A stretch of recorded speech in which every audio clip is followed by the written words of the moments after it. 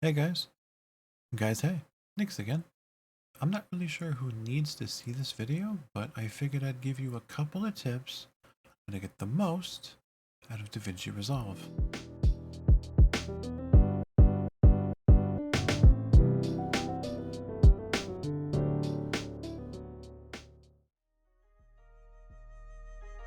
Tip number one is going to help you if you're scrubbing, aka navigating the timeline is too slow or too laggy.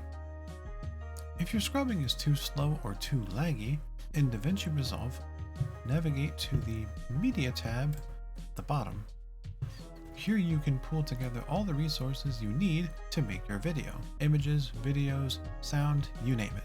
If we want to improve our scrubbing experience, we can find any clip here.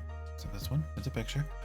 We can find any clip here, right click on it, and select Generate Optimized Media. I don't really know what's going on in the background when this occurs, but all I do know is whenever I've selected a clip and generated optimized media for that clip, it's been far more performant and efficient in the timeline editor, which is great. That's what we're looking for. Whenever your video is actually exported to your platform of choice, or just to a video file, to my knowledge, it uses the original high quality clips. Tip number two is going to help you change your project. They'll usually just tell you to completely redo your project and change the frame rate when it's created. However, fortunately, there is a way to change it once it's been made. Changing your project's frame rate is probably something you're going to want to do at least once in your time of using Davinci Resolve. Luckily, it's not as confusing or as annoying as you might assume. If we go up here to my timeline, view the timeline settings, you can see that this timeline is locked at 60 frames per second. This is a grayed out selection. I can do nothing to it.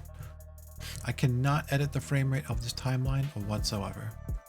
However, what we can do is create a new timeline.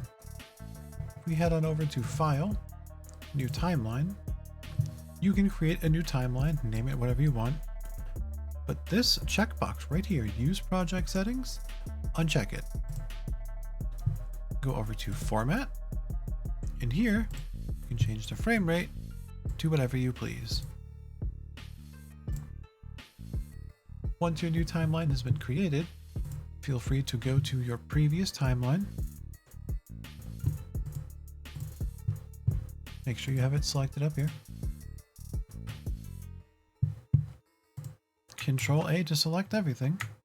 Control C to copy everything. And paste everything with Control V into your new timeline.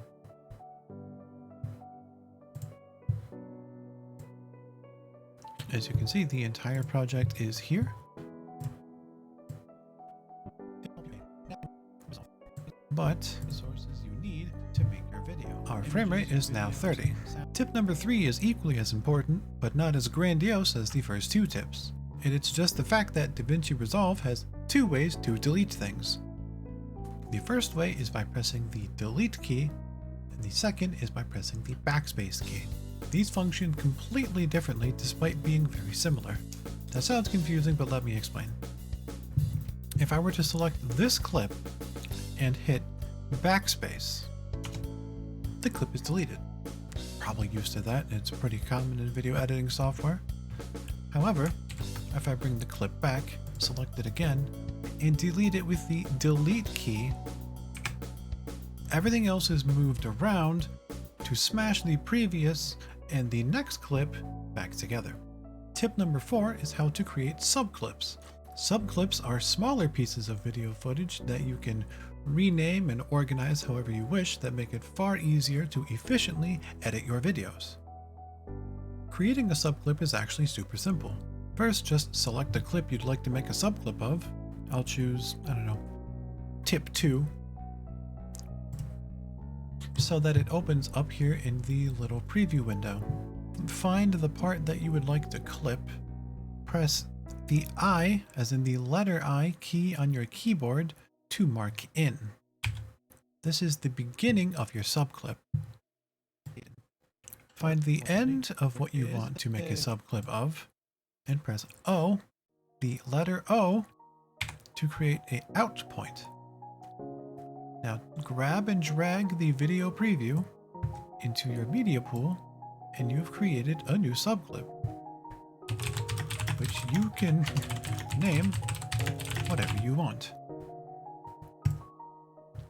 But I would like to give a little PSA. This is something you might run into, because I certainly did.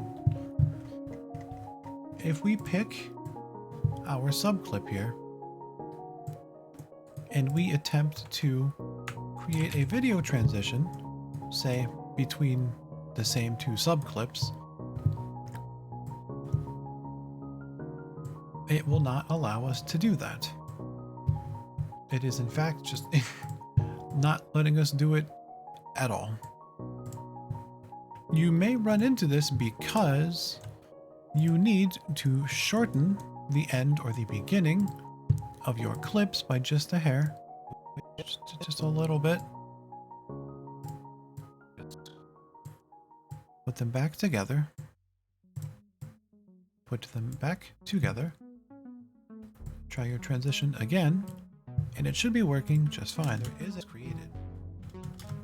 Fortunately, there is a created.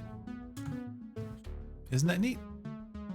Tip number 5 is a simple one, but it's still pretty important to know if you're going to be doing any extensive editing. And that is how to separate your video and audio tracks. Whenever you create a clip and you drag it into your timeline, it's going to have the video and the audio tracks linked together. You can see here's our video track and here's our audio track, and whenever one is selected, the other is also selected. That's because they are linked. Any edits made to either will affect, well, the other one. This goes for anything like making cuts, to moving them around and trimming them. If you don't know what you're doing, it can be really confusing. In order to separate your video tracks, right-click on either of the video or audio tracks and check Link Clips. Well, uncheck Link Clips. And now, video and audio are completely separate. That's going to do it for today's video. I hope you enjoyed my 5 top tips for Davinci Resolve. These are all personal things that I've run into in the past, so I guess you could say this is me channeling my past anguish into your future success. You're welcome. Have a fantastic day. I hope you got something out of this, and goodbye.